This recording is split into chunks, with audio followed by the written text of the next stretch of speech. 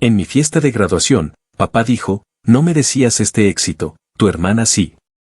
Levanté mi copa con orgullo y dije, genial, entonces ella puede pagar tus facturas también. Y entonces todo cambió. Lo dije con una sonrisa. Calmada, controlada. El tipo de sonrisa que le ofreces a alguien que finalmente ha dejado claro que nunca estuvo de tu lado. Hubo un silencio atónito después de que levanté mi copa. Tal vez 5, 10 segundos, pero se sintió como si el tiempo se estirara lo suficiente para ver cómo cambiaba la expresión de todos. Las risas murieron, el tintineo de los tenedores contra los platos se detuvo, y mi padre, todavía sosteniendo una cerveza medio vacía, parpadeó como si no estuviera seguro de lo que acababa de escuchar. Pero yo sabía lo que había dicho. Por primera vez en mi vida, cada palabra tenía un peso real. La fiesta se suponía que era una celebración. Mi graduación universitaria.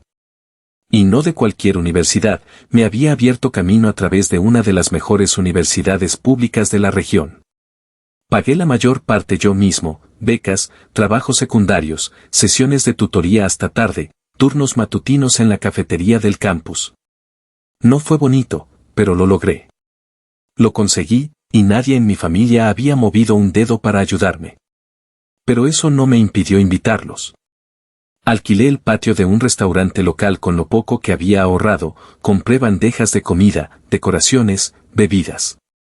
Incluso pagué al músico, solo un tipo con una guitarra y una voz que podía hacerte sentir algo. Quería que esa noche se sintiera como algo especial, como un punto de inflexión. Y tal vez lo fue, solo que no de la manera que esperaba. Todos vinieron, mi madre, silenciosa pero solidaria a su manera, mi tía y mi tío, que siempre habían estado en esa línea entre familia y espectadores, mis primos pequeños corriendo con globos atados a sus muñecas. Y, por supuesto, mi padre. Llegó una hora tarde, ya medio borracho, vistiendo una camisa arrugada de pescar y esa arrogancia que conocía demasiado bien. Mi hermana Lucía no vino. Raramente lo hacía. Pero de alguna manera, seguía presente, flotando en cada frase que pronunciaba mi padre, especialmente en la que dio vuelta toda la noche. No merecías este éxito, dijo mi padre, poniéndose de pie para hacer algún tipo de discurso, o quizás solo para escucharse hablar. Tu hermana sí. Las palabras no estaban arrastradas, no fueron dichas con una risa. Cayeron pesadamente, con el peso de años detrás de ellas. Y en ese momento, me di cuenta de algo, había estado esperando toda mi vida que este hombre me dijera que estaba orgulloso de mí, y nunca lo haría. Así que levanté mi copa como si todavía estuviéramos celebrando y dije, genial, entonces ella puede pagar tus facturas también. No fue en voz alta, no necesitaba hacerlo. La gente escuchó, la gente entendió, y algunos sonrieron, no por diversión, sino por reconocimiento. Dejé la copa, miré a mi padre una última vez y me fui. Sin explicaciones, sin despedidas, sin mirar atrás. No me fui directamente a casa después de la fiesta. No tenía fuerzas para sentarme en mi tranquilo apartamento y revivir cada segundo de lo que acababa de suceder. En lugar de eso, conduje sin rumbo, sin destino, sin plan, solo luces de la calle y silencio. Alrededor de la medianoche, terminé en el mirador al borde de la ciudad, ese lugar al que los adolescentes solían escaparse, donde la ciudad parecía más pequeña, manejable. Estacioné, apagué el motor y me quedé sentado con las ventanas bajadas. El frío no me molestaba, me mantenía presente. Seguía pensando en esa frase, ¿no merecías este éxito, tu hermana sí? ¿Qué éxito? ¿El título por el que me había abierto camino durante 5 agotadores años? ¿El trabajo que conseguí después de una brutal ronda de entrevistas? ¿Las deudas que logré evitar viviendo a base de fideos instantáneos y negándome a salir cuando todos los demás lo hacían? ¿Qué había hecho Lucía para merecerlo más? Esa pregunta había flotado sobre mi vida desde que tenía memoria. Creciendo, siempre fue Lucía quien recibió el perdón fácil, las segundas oportunidades, los aplausos solo por aparecer. Abandonó la universidad comunitaria después de un semestre y mi padre seguía llamándola la inteligente. Cuando conseguí mi primer trabajo a los 16 años para ayudar a pagar mi propia ropa escolar. Lucía iba por su tercera advertencia en la tienda de videojuegos y aún así recibía una palmada en la espalda por trabajar duro. Pero nunca tuve una prueba contundente de la diferencia de trato. No hasta mi tercer año de universidad. Volví a casa un fin de semana y encontré una factura en la encimera de la cocina, una factura de matrícula con el nombre de Lucía, pagada en su totalidad. Esa fue la primera vez que supe, más allá de cualquier duda, que las cosas eran exactamente tan desequilibradas como siempre había temido. No dije nada entonces. No quería iniciar una pelea. Pensé que tal vez no podían ayudarme porque el dinero estaba ajustado, tal vez estaban haciendo lo mejor que podían, tal vez asumieron que yo no lo necesitaba. Pero ahora, de pie en ese patio horas antes, escuchando a mi padre elogiar a la hija que ni siquiera estaba allí mientras descartaba todo lo que yo había sacrificado, se rompió la última de esas excusas. Fue entonces cuando empecé a tirar del hilo, a excavar en viejos recuerdos, a recordar cosas que había enterrado, a ver a quién eligieron salvar y a quien esperaban que sobreviviera solo. Nunca se trató de dinero, nunca se trató de éxito. Se trataba de creer. Mis padres, especialmente mi padre, nunca creyeron en mí. Miré hacia la ciudad oscura y susurré, solo para mí, se acabó. No me refería a la discusión. Me refería a fingir, a esperar, al esfuerzo. Había terminado de buscar una mano que nunca iba a extenderse hacia mí. Lo curioso de crecer siendo ignorado es que aprendes a desaparecer silenciosamente, incluso cuando estás de pie en medio de tu propia vida. Pero esa noche en el mirador, algo cambió. Por primera vez, no quería desaparecer. Quería salir. No solo salir de la fiesta, no solo alejarme de la voz de mi padre. Quería salir de ellos, de mi familia. Durante mucho tiempo, me dije a mí mismo que ganarme su aprobación era solo cuestión de tiempo, que si trabajaba lo suficientemente duro, si obtenía buenas notas, si conseguía el trabajo adecuado, algo encajaría en su lugar. Me verían. Finalmente me verían. Pero nunca lo hicieron. Y no es que fueran crueles como villanos de caricatura, eso habría sido más fácil de dejar atrás. Era más como ser invisible a menos que necesitaran algo. ¿Mi padre necesitaba ayuda con los impuestos? Yo era el responsable. ¿Mi madre necesitaba que alguien arreglara su portátil? Por supuesto, yo era el experto en tecnología. ¿Lucía chocó su coche otra vez? Se esperaba que yo la llevara a entrevistas de trabajo que nunca aceptaría. No me odiaban, eso habría requerido esfuerzo. Simplemente no les importaba. Esa realización estuvo hirviendo a fuego lento durante unos días después de la fiesta. No respondía a los mensajes ni a los correos de voz. Mi tía me escribió por Facebook diciendo que mi padre no era el mismo esa noche, que no lo decía en serio. Mi madre dejó un mensaje de voz diciendo, por favor, no dejes que un momento arruine todo. Pero no fue un momento. Fueron todos los momentos. Los pequeños comentarios a lo largo de los años. La forma en que le decían a Lucía que estaba encontrándose a sí misma cuando fracasaba, pero me decían a mí que madurara cuando luchaba. Aquella vez que mi padre me llamó demasiado intenso porque quería hablar sobre metas profesionales, y más tarde esa misma noche anunció orgullosamente que Lucía había comenzado una banda en el garaje. Una banda que nunca dio un solo concierto. El resentimiento que enterré durante tanto tiempo comenzó a surgir en destellos, recuerdos que ni siquiera sabía que seguían vivos. Como cuando me rompí el brazo en la preparatoria y aún así me regañaron por faltar a la práctica, mientras que Lucía reprobó todo el semestre y le dieron un viaje a Cancún para relajarse. O cuando recibí mi carta de aceptación a la universidad y todo lo que dijo mi padre fue, espero que no estés esperando una ayuda económica. No la esperaba. Nunca lo hice. Y aún así, di mi tiempo, mi dinero, mi paciencia, mi silencio. Pero ahora no me quedaba nada que dar. No hubo una confrontación dramática, ni gritos, ni monólogos de te arrepentirás de esto. Simplemente paré. Dejé de llamar, dejé de enviar mensajes, dejé de esperar. Ellos querían una versión de mí que no existía, el apoyo silencioso, el hermano estable, la sombra en la esquina aplaudiendo para todos los demás. Y había interpretado ese papel tan bien durante tanto tiempo que casi olvidé que tenía permitido abandonar el escenario. La decisión no llegó con algún dramático crescendo de música y claridad. Llegó un martes normal y gris, 2 días después de la fiesta. Me desperté, hice café, me senté en la pequeña mesa de la cocina de mi apartamento de un dormitorio y miré fijamente la foto enmarcada de mi graduación universitaria. La única foto que le había pedido al camarero que tomara antes de irme del restaurante. En el fondo se podía ver a la gente riendo, platos todavía llenos, un globo captado a mitad de su deriva. Pero no estaba mirando la fiesta. Me estaba mirando a mí mismo. No parecía orgulloso, ni siquiera aliviado. Parecía cansado, como alguien que había cargado un peso durante tanto tiempo que no sabía que podía dejarlo. Fue entonces cuando alcancé mi teléfono. No para enviar un mensaje, no para llamar, sino para bloquear.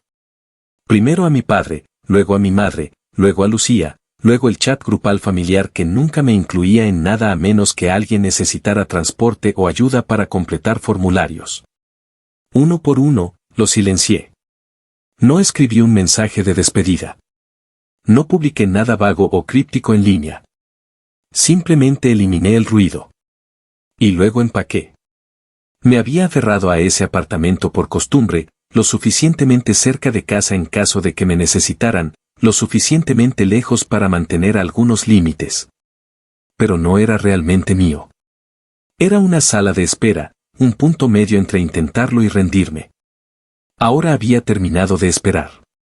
Vendí la mayor parte de mis muebles en el marketplace de Facebook, usé el dinero para pagar lo último que quedaba de mis préstamos estudiantiles y transferí el contrato de alquiler a un amigo del trabajo. En 2 semanas, me había ido. Nueva ciudad, nuevo apartamento, nuevo número. Sin fanfarrias. Lo único que me llevé, aparte de lo esencial, fue el diploma. Finalmente lo enmarqué y lo colgué en la pared sobre mi escritorio. No para presumir, no como motivación, sino como prueba de que lo hice por mi cuenta, de que importaba, incluso si nadie más lo había dicho. Incluso si mi padre se había parado frente a una habitación llena de gente e intentado borrarme. Yo seguía aquí. Seguía en pie. Y por primera vez, estaba de pie solo, no porque me hubieran empujado hacia afuera, sino porque me había alejado a propósito. El primer recuerdo que tengo de entender que algo no estaba bien fue cuando tenía 7 años. Mi padre había prometido llevarnos a pescar, a Lucía y a mí. Yo había estado contando los días, revisando el calendario de la cocina cada mañana. La noche anterior, preparé mi pequeña mochila con un sándwich, una botella de agua y el libro de identificación de peces que había sacado de la biblioteca. Me desperté antes del amanecer, demasiado emocionado para seguir durmiendo. Pero Lucía no quiso ir. Decidió quedarse en casa para ver caricaturas. Y mi padre, en lugar de llevarme solo a mí, canceló todo el viaje. No tiene sentido ir si Lucía no viene, dijo, como si yo no estuviera parado justo ahí, con mi mochila ya puesta. Ese día, me senté en el porche trasero durante horas, fingiendo que no me importaba. Fue la primera vez que sentí ese vacío en el estómago, esa sensación de ser secundario en mi propia vida. A los 10 años, gané un concurso de ciencias en la escuela. Había construido un pequeño generador eólico que podía encender una bombilla. Trabajé en él durante semanas, leyendo libros de la biblioteca, pidiendo prestadas herramientas al vecino. Cuando llegué a casa con el certificado azul, mi madre dijo que lindo y lo puso en la nevera. Duró allí exactamente 3 días, hasta que Lucía trajo a casa un dibujo de un unicornio. Mi certificado fue movido al cajón de los papeles viejos. El unicornio permaneció en la nevera durante meses. Para cuando llegué a la secundaria, ya había aprendido a no esperar mucho. Mis calificaciones eran excelentes, pero nadie revisaba mis tareas. Me uní al equipo de debate y gané torneos regionales, mis padres nunca asistieron a uno solo. Mientras tanto, Lucía cambiaba de pasatiempo cada 3 meses, ballet, guitarra, fotografía, y cada nuevo interés era celebrado como si hubiera descubierto la cura para el cáncer. Recibía clases privadas, equipos caros, apoyo interminable. Yo pedía libros usados y trabajaba los fines de semana en la tienda de comestibles para comprar mi propia calculadora gráfica. La preparatoria solo profundizó la división. Recuerdo claramente la noche en que recibí mi carta de aceptación universitaria. Había aplicado a 5 universidades y fui aceptado en todas. Elegí la que ofrecía la mejor beca, aunque no cubría todo. Cuando mostré la carta en la cena, mi padre asintió y dijo, espero que tengas un plan para pagar eso. Mi madre añadió, es mucho dinero, cariño. ¿Estás seguro de que vale la pena? Esa misma noche, Lucía anunció que quería tomarse un año sabático después de la preparatoria para encontrarse a sí misma. Mis padres aplaudieron su valentía. Mi padre dijo, eso muestra verdadera madurez, saber lo que necesitas. Le dieron dinero para un viaje por carretera con sus amigos. Tal vez el ejemplo más claro ocurrió durante mi segundo año de universidad. Había estado trabajando 30 horas semanales además de mis clases completas. Dormía 4 horas por noche. Mis calificaciones empezaron a bajar, no mucho, pero lo suficiente para preocuparme. Llamé a casa, algo que raramente hacía, y le pregunté a mi padre si podría ayudarme solo por ese semestre, solo lo suficiente para que pudiera reducir mis horas de trabajo y concentrarme en mis estudios. La vida es dura, respondió. Tienes que aprender a manejar tus propios problemas. Nadie te va a rescatar en el mundo real. 2 semanas después, Lucía chocó el auto que mis padres le habían comprado. No era la primera vez. Estaba conduciendo después de beber en una fiesta. Nadie resultó herido, pero el auto quedó destrozado.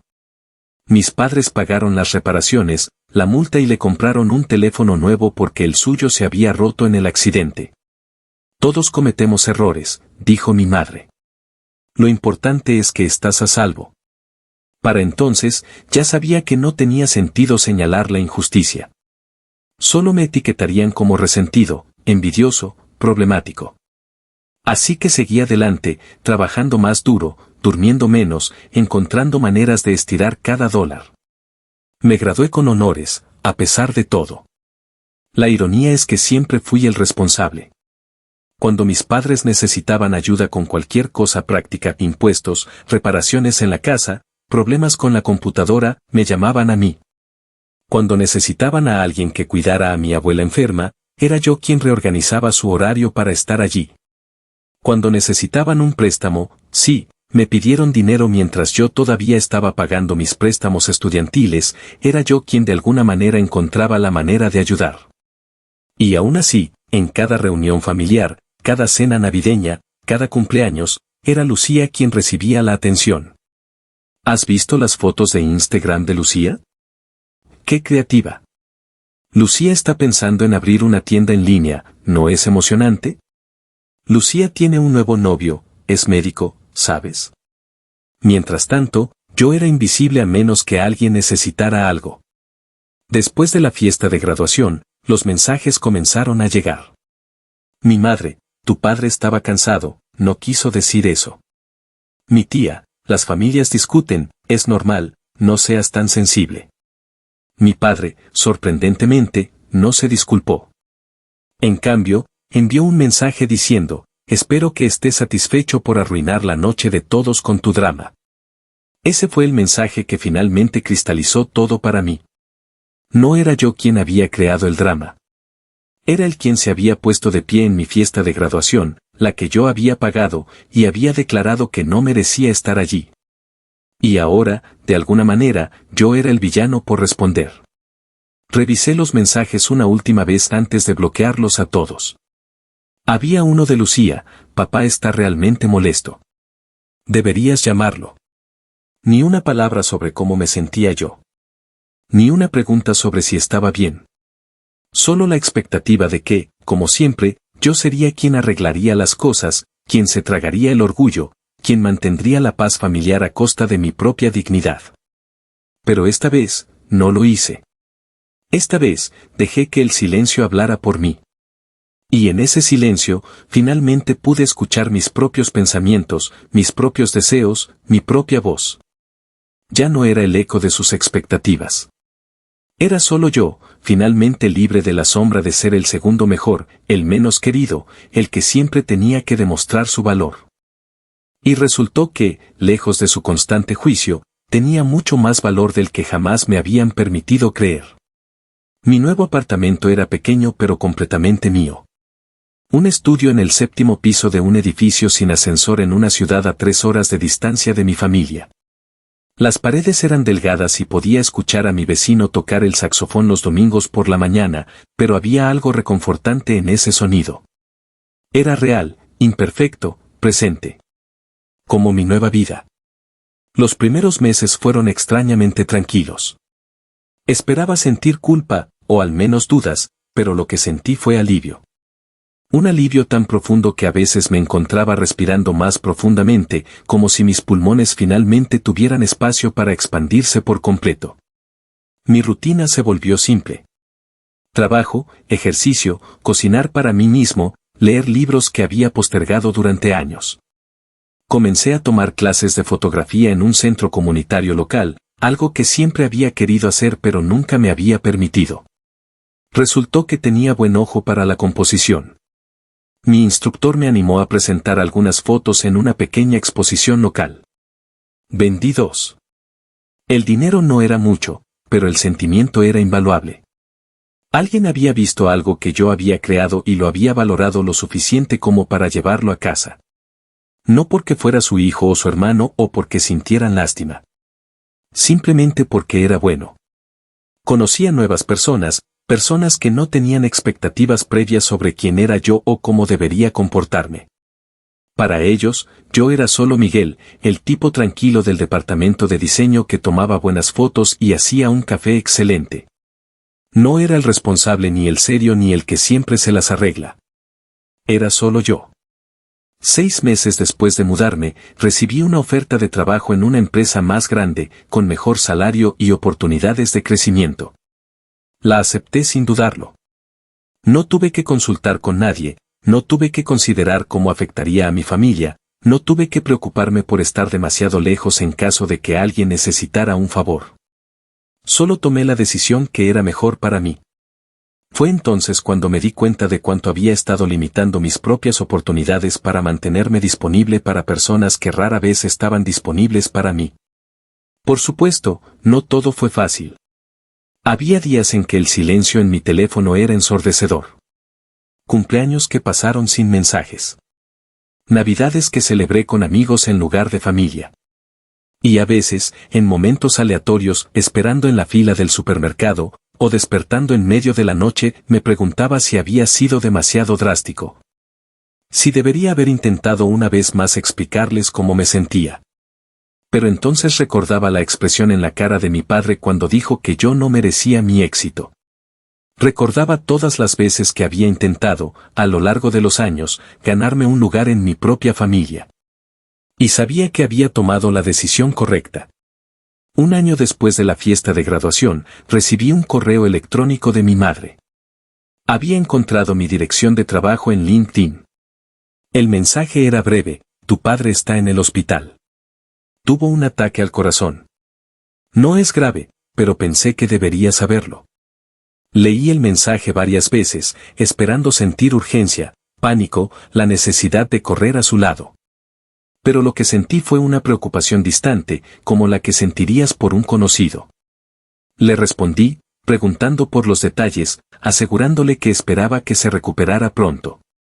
No ofrecí visitarlo. No pedí el número de habitación. No reorganicé mi vida para estar allí. Mi madre respondió con actualizaciones ocasionales. Mi padre se estaba recuperando. Lucía había volado desde donde sea que estuviera viviendo ahora para estar con él. Estaban todos juntos como familia. El mensaje implícito era claro: estaban todos juntos, excepto yo. Y por primera vez, eso estaba bien. No era mi responsabilidad completar su imagen familiar. 3 meses después, recibí otro correo. Esta vez de mi padre. Tu madre me dio tu correo. Espero que estés bien. Las cosas han sido diferentes desde que te fuiste. No había disculpa. No había reconocimiento de lo que había dicho o hecho. Solo una vaga referencia a que las cosas eran diferentes. Como si mi ausencia fuera simplemente un cambio en el clima familiar, no el resultado de años de negligencia y favoritismo. Le respondí con cortesía pero firmeza. Le dije que también estaba bien, mejor que nunca, en realidad. Le conté sobre mi nuevo trabajo, mi apartamento, mis fotografías. No mencioné lo herido que había estado. No le pedí explicaciones. No dejé espacio para promesas vacías o reconciliaciones superficiales. Terminé el correo diciendo, me alegra saber que te estás recuperando. Cuídate. No firmé con te quiero ni tu hijo. Solo mi nombre. Pasaron semanas sin respuesta. No esperaba una. Había dicho lo que necesitaba decir, y por primera vez, no estaba esperando su aprobación o su comprensión. En mi cumpleaños, ese año, no recibí llamadas de mi familia. En cambio, mis nuevos amigos organizaron una pequeña fiesta sorpresa en mi apartamento. Comimos pizza, bebimos cerveza barata y jugamos juegos de mesa hasta la madrugada. Uno de ellos había horneado un pastel, torcido y un poco quemado en los bordes, pero hecho con cariño genuino. Mientras soplaba las velas, pensé en cómo, durante toda mi vida, había estado buscando algo que nunca iba a encontrar en las personas que se suponía debían dármelo. Y cómo, al alejarme, finalmente había creado espacio para que otras personas entraran, personas que me veían claramente, que valoraban lo que ofrecía, que no me medían constantemente contra un estándar imposible. Esa noche, rodeado de amigos que había elegido y que me habían elegido a mí, me di cuenta de que había construido algo que mi familia nunca me había dado, un lugar donde pertenecía, simplemente por ser quien era. No era la vida que había imaginado para mí mismo. Era mejor. 2 años después de cortar lazos con mi familia, recibí una llamada de un número desconocido. Normalmente no contestaba esas llamadas, pero ese día, por alguna razón, lo hice. ¿Miguel? Era la voz de mi tía Carmen, la hermana menor de mi madre. Sé que probablemente no quieras hablar conmigo, pero por favor, no cuelgues. Me quedé en silencio, esperando. Carmen siempre había sido la más amable de la familia extendida, aunque nunca había intervenido realmente cuando las cosas se ponían difíciles. Tu madre está muy enferma, Miguel. Cáncer. Está en tratamiento, pero no está respondiendo como esperábamos. Sentí un nudo en la garganta. A pesar de todo, a pesar de los años de sentirme invisible, a pesar del silencio de los últimos 2 años, era mi madre. Lo siento mucho por escuchar eso, dije finalmente. ¿Qué tipo de cáncer? Páncreas. Lo detectaron tarde. Las palabras flotaron entre nosotros. Cáncer de páncreas. Incluso yo sabía lo que eso significaba. ¿Por qué me estás llamando tú y no mi padre? ¿O Lucía? Carmen suspiró. Ellos no saben que te estoy llamando. Tu madre me pidió tu número hace unos meses, pero me hizo prometer que no te contactaría a menos que las cosas se pusieran realmente mal. ¿Y ahora están realmente mal? Los médicos dicen que tal vez 6 meses. Podría ser menos. Me senté en el borde de mi cama, tratando de procesar la información. Mi madre estaba muriendo, y aún así, había mantenido la barrera entre nosotros. No me había llamado ella misma. No había intentado arreglar las cosas mientras aún tenía tiempo. ¿Qué quieres que haga, tía Carmen? Ella quiere verte, Miguel. No lo dirá en voz alta, es demasiado orgullosa, pero lo veo en sus ojos cuando menciona tu nombre. Y lo hace, ¿sabes? Te menciona. Cerré los ojos, tratando de imaginar a mi madre hablando de mí, pensando en mí. Era difícil de visualizar. ¿Y mi padre? Lucía. Tu padre está, bueno, está lidiando con esto a su manera. Apenas habla. Pasa todo el tiempo en el hospital o trabajando. Lucía viene cuando puede, pero ya sabes cómo es ella. Está en Nueva York ahora, con algún nuevo novio, algún nuevo proyecto. Viene por unos días y luego desaparece por semanas. Típico, pensé, pero me abstuve de decirlo. ¿Cuándo? Pregunté finalmente. ¿Cuándo qué? ¿Cuándo debería ir? Hubo una pausa, como si Carmen no hubiera esperado que aceptara tan fácilmente. Este fin de semana, si puedes. Está teniendo días buenos y malos. Mejor no esperar demasiado. Acordamos los detalles. Me quedaría en un hotel, no en la casa familiar. Carmen me recogería en la estación de tren. Me dio el número de habitación del hospital y los horarios de visita. Cuando colgué, me quedé sentado por un largo tiempo, mirando por la ventana de mi apartamento. La vida que había construido en los últimos 2 años parecía sólida, segura. Tenía amigos, un trabajo que disfrutaba, incluso había comenzado a salir con alguien, aunque era demasiado pronto para saber si funcionaría. La idea de volver a casa, de sumergirme nuevamente en todas esas viejas dinámicas, me revolvía el estómago. Pero era mi madre. Y se estaba muriendo. El viaje en tren fue surreal. Cada kilómetro que me acercaba a mi ciudad natal parecía devolverme a una versión anterior de mí mismo. Me encontré encorvando los hombros, hablando menos con los extraños, volviendo a viejos hábitos que creía haber dejado atrás. Carmen me esperaba en la estación, tal como había prometido. Se veía más vieja de lo que recordaba, con nuevas líneas alrededor de sus ojos y boca. «¿Te ves bien?», dijo, abrazándome brevemente. «Saludable». «Lo estoy», respondí. «Estoy bien». En el auto, me puso al día sobre la situación. Mi madre había sido diagnosticada hace 8 meses. Al principio, todos pensaron que era solo estrés, tal vez una úlcera. Para cuando descubrieron la verdad, el cáncer ya se había extendido.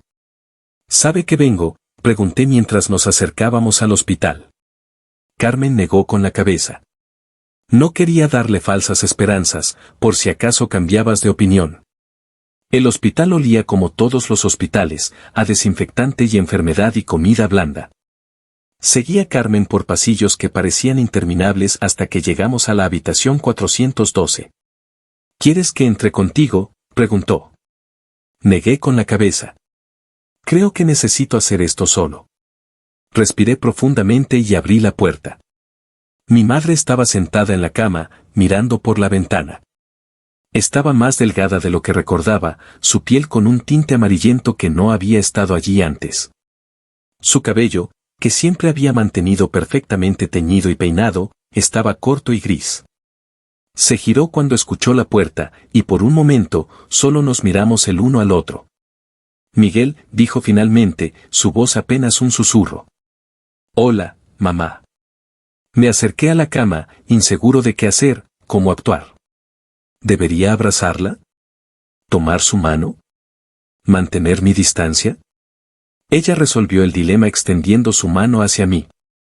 La tomé, sorprendido por lo frágil que se sentía, como si estuviera sosteniendo un pájaro. «No esperaba verte», dijo. «Carmen me llamó». Por supuesto que lo hizo. Una pequeña sonrisa cruzó su rostro. Siempre fue la sentimental de la familia. Nos quedamos en silencio por un momento, y luego, para mi sorpresa, mi madre comenzó a llorar. No eran sollozos dramáticos, sino lágrimas silenciosas que corrían por sus mejillas hundidas. «Lo siento», dijo. «Por todo. Por no verte. Por no estar ahí. Por permitir que tu padre». Se detuvo, incapaz de continuar. Sentí mis propias lágrimas formándose.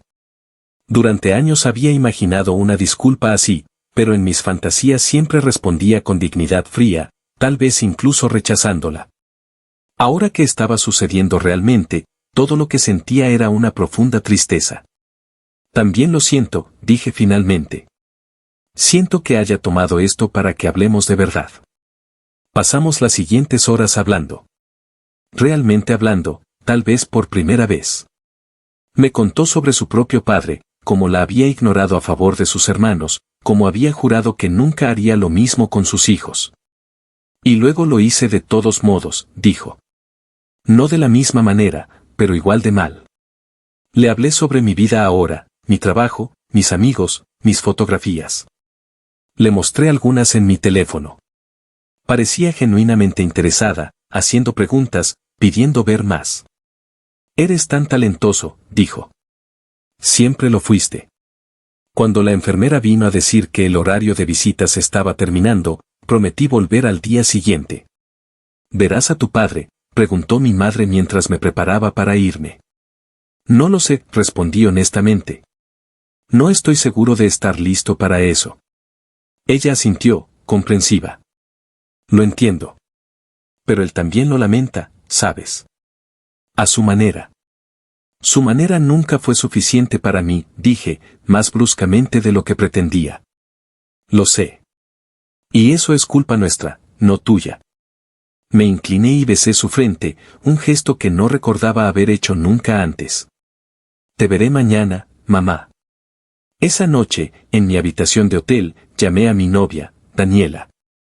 Le conté sobre la visita, sobre las disculpas, sobre lo extraño que se sentía estar en casa pero no estar realmente en casa. ¿Crees que es sincera?, preguntó. ¿La disculpa? Sí, dije después de pensarlo un momento.